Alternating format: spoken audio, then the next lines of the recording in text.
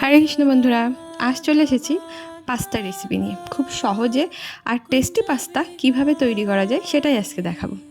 চলো তবে শুরু করা যাক আজকে পাস্তার রেসিপি।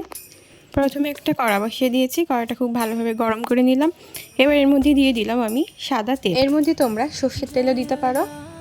তেলের মধ্যে শুকনো লঙ্কা আর পাঁচফোড়ন ফোড়ন হিসাবে দিয়ে দিলাম, দুটো মাঝারি সাইজের টমেটো, কাঁচা লঙ্কা দুটো, আর অল্প একটু আদা আমি একসাথে বেটে নিয়েছি সেটা দিয়ে দিলাম। এবার এর মধ্যে একে একে গুঁড়ো মশলা দিয়ে দিলাম। প্রথমে দিয়ে দিলাম জিরের গুঁড়ো, তারপরে দিয়ে দিলাম ধনিয়া গুঁড়ো, এবার দিয়ে দিলাম মরিচের গুঁড়ো, আর দিয়ে দিলাম অল্প পরিমাণে গরম মশলার গুঁড়ো। সব কিছু একসাথে খুব ভালোভাবে আমি কষে নিলাম। এবার এর মধ্যে দিয়ে দিলাম 1 চিমটে হিং। এবার সব কিছু আমি খুব ভালোভাবে কষে নেব যতক্ষণ না পর্যন্ত তেল ছাড়ছে।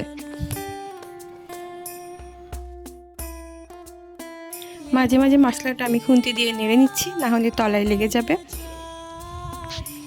মশলা থেকে তেল ছেড়ে দিয়েছে। এবার এর মধ্যে আমি দিয়ে দিচ্ছি অল্প পরিমাণে টমেটো সস।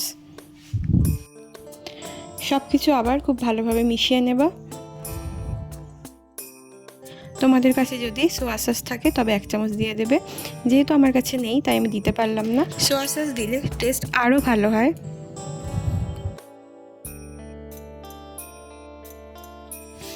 মশলা যখন ঠিক এইরকম অবস্থায় চলে আসবে, এবার এর মধ্যে আমি দিয়ে দিচ্ছি আগে থেকে সিদ্ধ করে রাখা পাস্তা।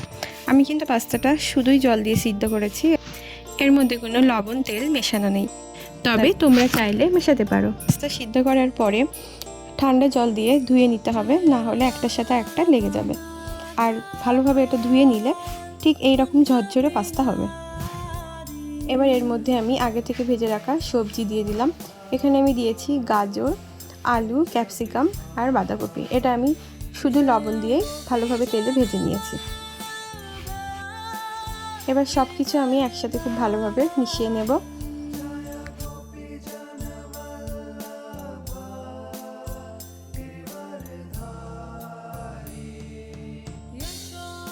দেখো বন্ধুরা, খুব ভালোভাবে এটা আমি মিশিয়ে নিয়েছি।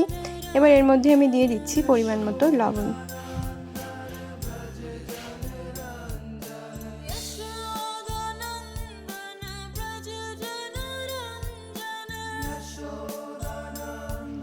পাস্তা এরকম ভাজা ভাজা হয়ে এলে ওপর থেকে আমি আরেকটু টমেটো সস দিয়ে দিচ্ছি। সস দেওয়ার পর পাস্তার সাথে ভালোভাবে মিশিয়ে নিচ্ছি।